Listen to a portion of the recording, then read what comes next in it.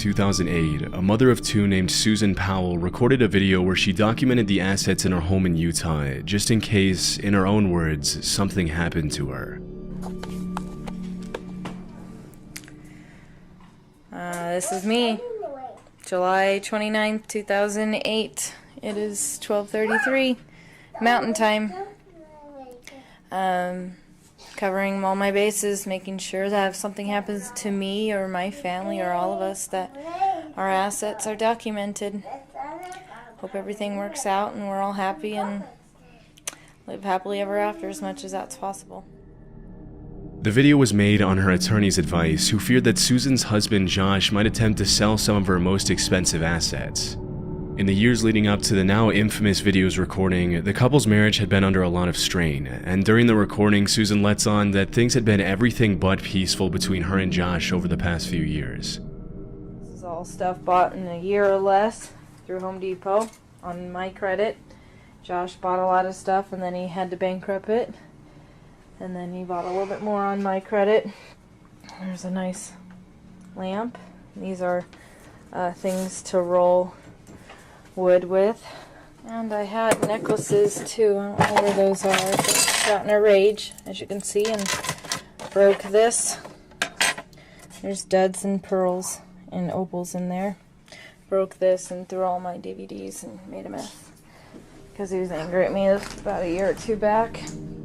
Although Susan had been seeing a divorce attorney to look into the possibility of leaving her husband, they were still living together in 2009, almost a year and a half after the video was recorded.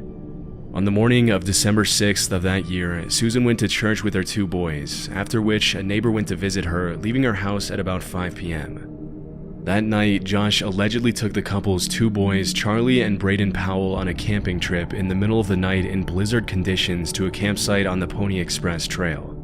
According to Josh, Susan stayed home because she was tired.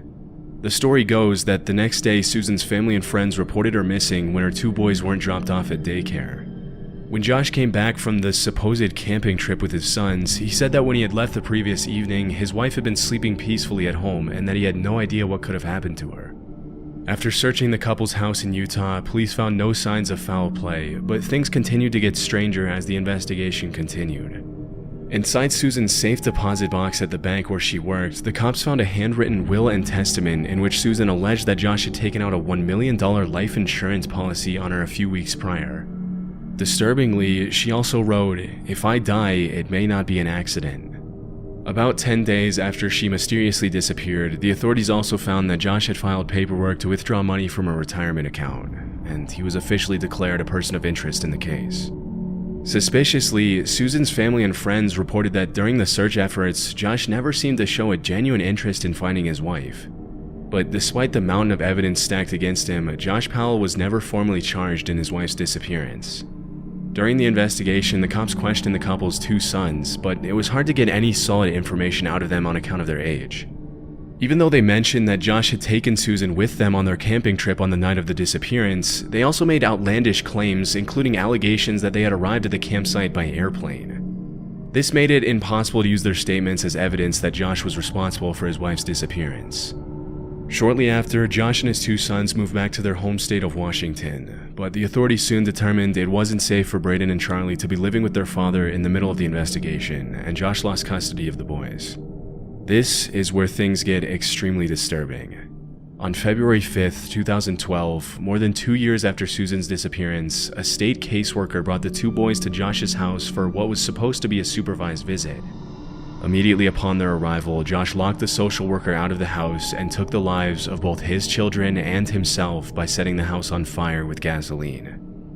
If his behavior during the initial phases of the investigation was suspicious, the unspeakable crimes Josh committed on that day in 2012 were about as clear of an admission of guilt as you can get in a case like this. In the aftermath of the tragic incident, the cops started looking into Josh's brother and father, who they suspected knew more about the case than they were letting on. Even though they had solid evidence to suggest Michael, Josh's brother, had helped him conceal Susan's body, the case reached a dead end when Michael also took his own life in 2013. More than a decade later, Susan's dad won a lawsuit against Washington State for nearly $100 million on grounds of negligence and failure to protect the two children who were supposed to be in the state's custody, a big chunk of which he gave to a charity to support domestic violence survivors. Almost 15 years after her disappearance and murder of her 2 children, people still gather in Susan's hometown of Puyallup, Washington every year to pay their respects and honor her memory. The last video Susan made documenting her assets received a lot more attention after everything had happened. With hindsight, the video is portrayed in a much more disturbing light. Susan saying things like, "I'm recording this just in case anything happens," makes you wonder if she knew her husband could do something this horrible as she was filming. Over the years, Susan's father has been alerted of possible locations where his daughter's remains might be buried, including abandoned mines in Utah and other isolated locations. Sadly, every lead has turned out to be a false alarm, and it's very unlikely that Susan's remains will ever be found.